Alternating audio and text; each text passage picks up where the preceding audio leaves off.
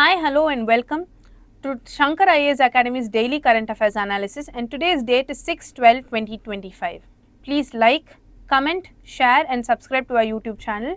You can also hit the bell icon if you want to receive instant updates from our YouTube channel. In today's topics of discussion, the first is the Bhakra Dam and how this dam served as a monument from 1963.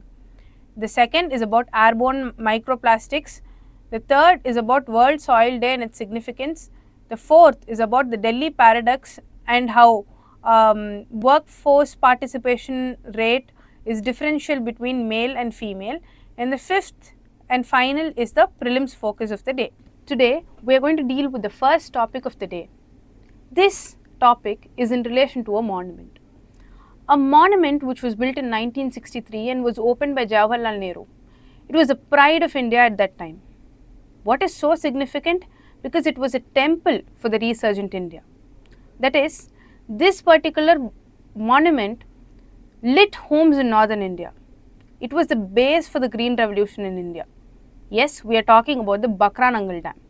So, the Bhakra Dam has reduced its capacity by 25%.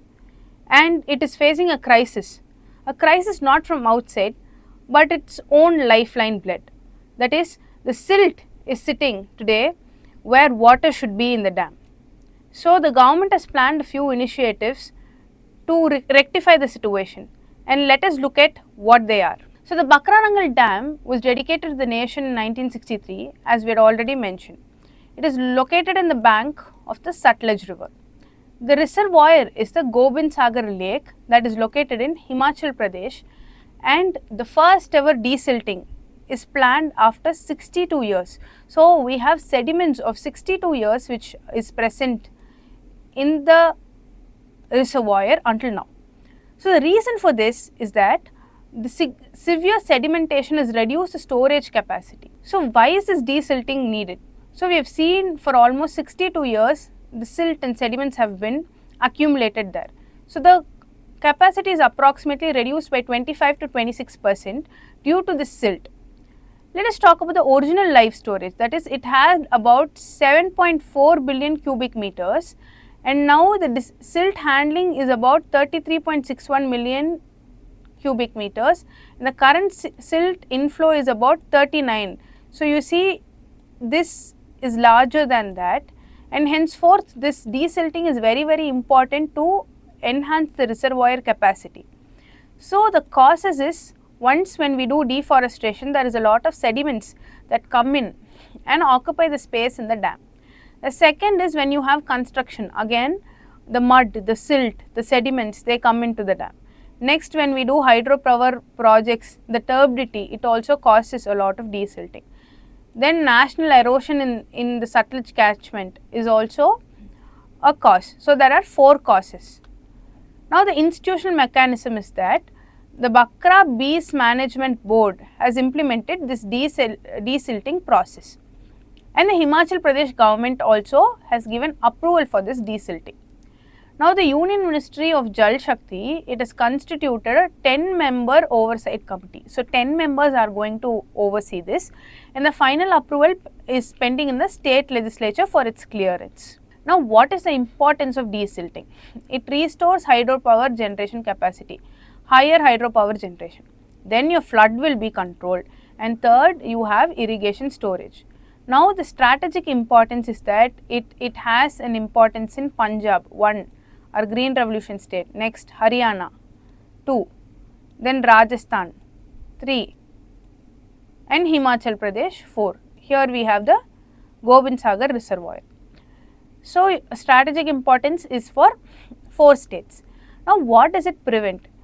It will prevent the long-term dam's efficiency loss. Now, if the sediment is higher, the dam will lose its efficiency, and the structural risks also will be reduced because the structure becomes strong once you desilt. The pilot project and environmental concerns are, it has proposed a 1-year pilot project during this desilting, and we have certain concerns also when we desilt. One is the river ecology will get disturbed. There will be a lot of turbidity, the marine organisms might get disturbed, and the sediment transport will impact it downstream. So now it requires a proper scientific methodology. That is, you have to do proper dredging and you have to do proper continuous environmental monitoring to not have any kind of issue. Now we are coming to the prelims practice question of the day. With reference to Bhakra Nangal project, consider the following statements. The Bhakra Nangal Dam is a concrete gravity dam built across the Sutlej River. Yes. The Bhakra Nangal project is a joint venture in the states of Punjab, Haryana, Rajasthan and Himachal Pradesh. Yes. The Gobind Sagar Lake is the reservoir formed by the Nangal Dam. And the project primarily supports the irrigation and the hydropower generation in northwestern India. Yes, it supports the irrigation and hydropower generation, but Gobind Sagar Lake is not the only reservoir that forms the Bhakra Nangal Dam. So option 3 is wrong. The statements correct are 1, 2 and 4. Let's check the answer. The answer is 1, 2 and 4. So let's move to the next topic of the day. For years, Delhi has been in the limelight. It's been the carbon sink of India. The black haze, the smog-filled blankets. But now, scientists are ringing alarm bells faster than ever because people in Delhi are inhaling plastic. Literally, it can enter your bloodstream, your heart, your lungs or any organ of the body because you are actually inhaling it, and it increases the rate of heart attack by 4.5%. And how is this happening? We are talking about the airborne microplastics. The airborne microplastics are emerging public health threat. And why is that? Because microplastics are detected in breathable air. So you basically inhale these plastics, and now 80 plus Padma awardee people have told that this microplastic pollution has reached an unmanageable scale. And the worst affected city is Delhi, because there is a difference between microplastic and nanoplastic, or microplastics and nanoplastics. We have to understand what it is. Plastics which are lesser than 5 millimeters are microplastics, and particles which are less than 1 micron are nanoplastics. So they are very, very tiny that they can enter the human body, one through air or through water or through food. Now it can cross the lung barrier. If it crosses the lung barrier, it enters the bloodstream, and once it enters the bloodstream, it can also enter organelles. So there are scientific findings that show us that microplastics up to 5% contribute to the PM pollution in Indian cities, and it is detected at human breathing height, that is the normal height of your breathing. And if your particle size is less than 10 micron, it can go deep into your lungs. This research was conducted by IISER Kolkata and IMSC Chennai and AIIMS Kalyani. This is a peer-reviewed study in the aspect of Environment International 2025. So there are major sources of airborne plastics. From where does it come? One is clothing fibers, your synthetic garments that you wear, the synthetic textiles. Second is your vehicle tires. The third is plastic packaging dust, and the fourth is footwears. So the highest exposure zones come from traffic corridors and crowded urban markets where you use all four of these: synthetic textiles, vehicle tires, plastic packaging material and footwear. All four are used in traffic corridors and crowded urban markets, so they are the highest exposure zones. And its health impacts is shown that it is found a lot in the carotid artery in our body, and it has 4.5% higher risk of heart attack and stroke, even death. It causes inflammation, it causes stress, it causes vascular damage. So microplastics, what do they cause in our body after they go in? It causes an insulin resistance, it causes our gut bacteria to be disrupted, and if we have BPA exposure, it also causes diabetes. So India's status in 2025 is that about 10 crore plus people have diabetes and 13 plus crore people have pre-diabetes. So there are a few policy recommendations, that is the National Microplastics Monitoring Program. It monitors the microplastics. The second is the corrected GRAP threshold. The third is it declares a severe pollution as a public health emergency, and it is also ordered to ban the diesel generators, stubble burning, waste burning, types of burning, and the multi-state air pollution coordination. So with the prelims practice question, with reference to airborne microplastics in India, consider the following statements. Recent Indian studies have found that microplastics now contribute a measurable share of urban particulate pollution and can penetrate deep into human lungs. Yes, microplastic exposure has been conclusively linked with the increased cardiovascular risk based on human clinical studies. That was the base of the article, that it increases this by 4.5%. That is the base of the article. So the answer should be both 1 and 2. Let's check. Yes, the answer is both 1 and 2.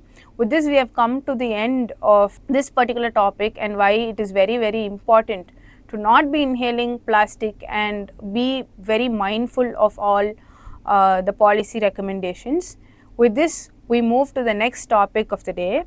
95% of our food comes from soil, but 1/3 of the world's soil is filled with toxins, it is polluted, and we have a lot of things that affect soil's fertility, and how it is used has become a topic to debate.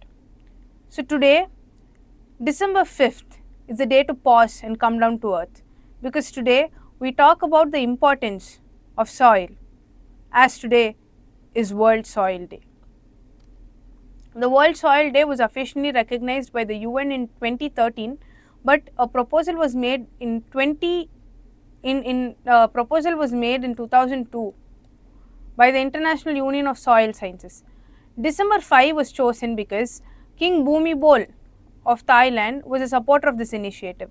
He has a award even named after him, because he was somebody who wanted to restore soil health and was very, very passionate about having a healthy and fertile soil. That's why the 2025 theme of the UN is Healthy Soils for Healthy Cities. With urban people, about 56% of the people living in urban cities, we have issues like overcrowding, food insecurity, pollution, and extreme heat growth. So soil is integral to addressing them. The first point being, it prevents floods. Healthy soil is a natural flood buffer, because it will absorb the groundwater, it will filter it, and it will become a concrete, it will be like a concrete surface withholding floods. So it is very, very important. The second is that it supports food and biodiversity systems. That is, crucial organisms like the earthworms, the microbes, the pollinators, everything lives in the soil. The third is it enhances mental and physical well-being, because it has vitamin N, which is essential, and it comes from only soil-rich green environments. This helps in boosting physical activity and mental well-being. Now the urban soil degradation. In respect to the degradation, nearly 1/3 of the world's soil is degraded, as I already mentioned in my introduction. What are the threats? It faces unique contamination issues. One is the industrial waste. We see a lot of industries which mount their waste on soils. Second is construction based waste. Third is we lose a lot of organic matter. The fourth is sealing by concrete and asphalt. The impact is that these pressures weaken plant growth and they threaten food safety. So there are measures that we have to take to improve the urban soil health. One is rehabilitate degraded land with compost, organic amendment, soil testing, and seal them from construction. Second is green infrastructure. We have to manage heat and flooding by developing parks, rain gardens, and tree belts, and increasing green infrastructure. The third is the urban agriculture, promoting community and backyard gardens to enhance soil health, provide fresh food, and strengthen social ties. And responsible soil management, wherein chemical fertilizers and pesticides should not be overused. We can use native measures and protect topsoil with mulching. And we have to have a proper literacy as to what happens to the soil in composting. So we can have soil workshops in schools and colleges that encourage household composting to enrich urban soils. With the prelims practice question for the day, consider the following statements regarding laterite soil. Laterite soil is rich in iron, aluminum oxide but poor in nitrogen and phosphorus. Yes, laterite soil is rich in aluminum oxides and iron but poor in nitrogen phosphorus. It is formed under conditions of high temperature. Yes. Heavy rainfall. Yes. Due to intense leaching. Yes. Laterite soil is typically alkaline in nature but has high pH. No, it is acidic in nature. Laterite soil is not alkaline, laterite soil is acidic. So we have three options. So B goes, C goes, D goes. The answer will be A. Let's check. Yes, the answer is A. With that, we finish the prelims practice question for the day. The next topic of the day is about a contradiction, a paradox, the Delhi paradox. If you look in Delhi, women are dominating the administrative field and the educative field as principals, as teachers, but still gender gaps persist in the larger workforce. Let us look at why this happens. So, Men and Women in Delhi report is given by the Directorate of Economics and Statistics of the Delhi government. So, the higher education enrollment, the female enrollment in higher education has crossed from 49.08% to 50.57%. So, for the first time we have hit a 50% mark, we are crossing the 50% mark. And there is a growing number of female teachers. Female teachers as per 100 male teachers continue to rise. And in primary we have, for every 415 male teachers we have about 363 female teachers, and we have about 152 female teachers for every 168 male teachers. So, let us say that we have an on par here. But when we move on, advanced studies show that female students per 100 male students is also increased.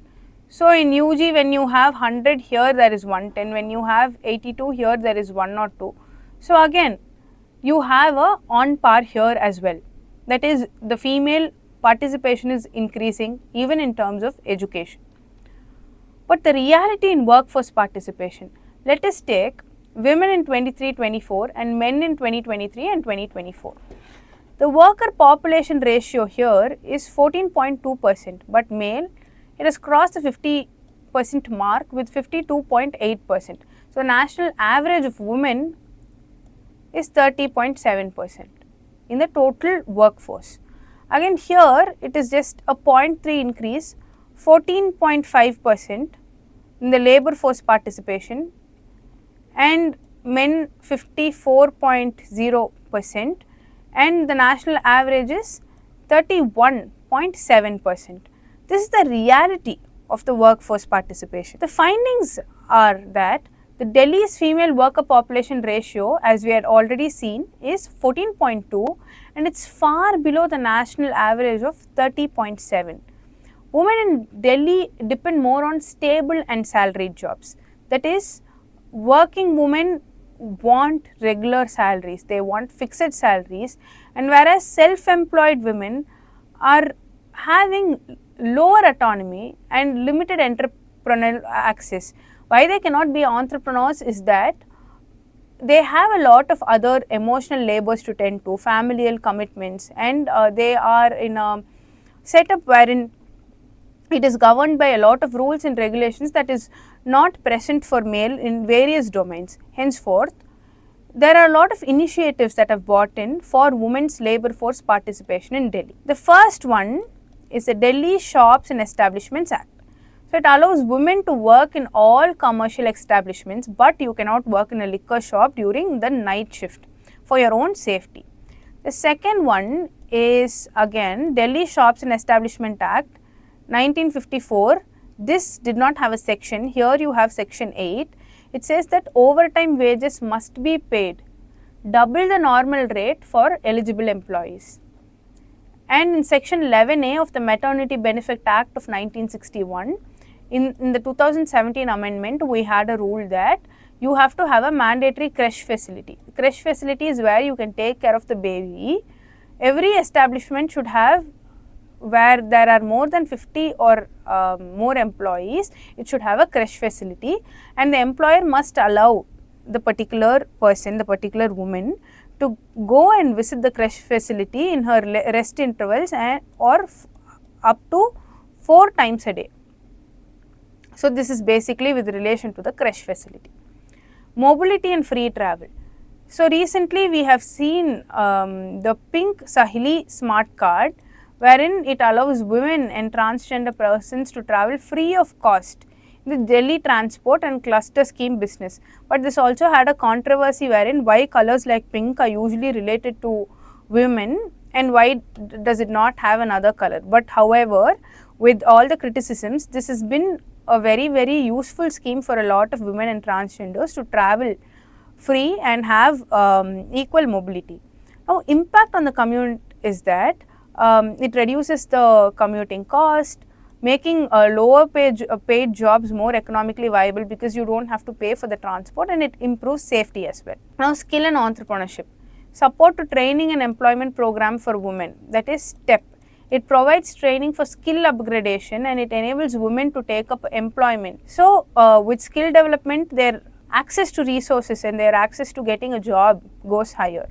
And Stand Up India scheme also shows that bank loans between 10 lakh and 1 crore for at least one woman per bank should be given for setting up a greenfield enterprise. This is very important for setting up a greenfield enterprise. Now, we have come to the mains practice question of the day. Despite rising educational attainment, women's labour force participation in Delhi remains low. Here we have to discuss about their commitments, why they need fixed salaries, economically viable reasons. You can even divide this into political factors, social factors, economic factors and everything, and for about 1 to 1.5 pages you can talk about this, and 4 points for the reasons and 4 points for the measures to improve the labour force participation rate in India. And you can finish this answer. You can even cut short this first part to 1 page and give about the next 2 pages, 1 page to these particular aspects, that is reason 1 page, measures 1 page. So, you will be giving a holistic answer to the 250 word answer. Please send across your copies to us so that we can evaluate and help you further in this process. And with this, we move on to the next topic of the day. Now, we are going to begin with the prelims focus for the day, and the first is the Samagra Shiksha scheme. The Samagra Shiksha scheme is a integrative scheme. Earlier there were 3 schemes. One was the Sarva Shiksha scheme, the Rashtriya Madhyamak scheme and the teachers education. So, now all 3 of these are integrated into one, and the government has formed the Samagra Shiksha scheme. So, under the Samagra Shiksha scheme, the Union Education Minister has told that the centre's position in the states, in all the states, will have to abide by the conditions that is laid under this scheme. Only if you abide by all these conditions will you receive funds. So, this integrated scheme for school education is covering everybody from preschool to class 12. So, this aligns with certain important parameters. The first one being you have to implement the recommendations of the National Education Policy 2020, and the second point being you have to support the states and the union territories in implementing the Right to Education Act 2009. So, this is the Samagra Shiksha scheme, an integrative scheme of the earlier pre-existing 3 schemes from 2018. Now, this has been extended for 5 years, that is it started in 2021, now it is until 2026. This objective is mainly to ensure that all children will have equitable access to the resources and an inclusive learning platform. So, what is the significance of this? The significance is that it treats school education as a continuum, and in accordance with that, it also aims to fulfill the sustainable development goals. That is, this is SDG 4. If it is in relation with education, it is SDG 4. So it aims to fulfill that. That is about the Sarvagraha Siksha scheme. Now second topic is about the question hour. The question hour is the first hour of the parliament. So in the first hour you are allowed to ask questions, and during this time the members will ask questions to the ministers and the ministers will comply to answer. So there are three types of questions. The first question is a starred question. The starred question has the color green. So how is it distinguished? That is, it has an asterisk mark on the top and it requires an oral answer. That is, supplementary questions can follow, but you have to have a oral answer to the question. The second one is an unstarred question. It is in the color white and it requires a written answer and no supplementary question can follow. What the first question is asked, that if it is okay if you answer just that question, you cannot ask any follow-up question. The third one is the light pink question. It is asked with a notice of less than 10 days and the answer is oral. So if you are asking a private member, then the color is yellow. The question is addressed to a private member if the subject matter of the question relates to some bill or resolution or any other matter that is connected to the business of the house. But can you ask any business question that is related to the house? No. It should be related to that member and he should be responsible for that. Only then can you ask a private member. And the procedure in regard to such question is the same as followed in the questions addressed by a minister. So the same question and the same way the questions will be asked, and the same way the same procedure is followed. Now coming to the prelims practice question. Why is the question hour considered an important part of the parliamentary control? Point 1, it is a time when ministers must give factual answers to questions raised by MPs. It is used to introduce private members' bills. It is reserved only for discussions on public accounts committee reports. It is a period when the president addresses the parliament. So the last point is not the answer. It is not the period when the president addresses the parliament. It is not reserved only, extreme statement, it is not reserved only for discussions on public accounts committee. It is not only used to introduce private member bills, and it is a time when ministers must give factual answers to the questions raised by the MPs. Yes, answer A is correct. Let's check. So this is the answer for the question. Why is question hour considered an important part of parliamentary control? With this, we have come to the conclusion of today's video. Please like, comment, share and subscribe to our YouTube channel, and thank you for watching.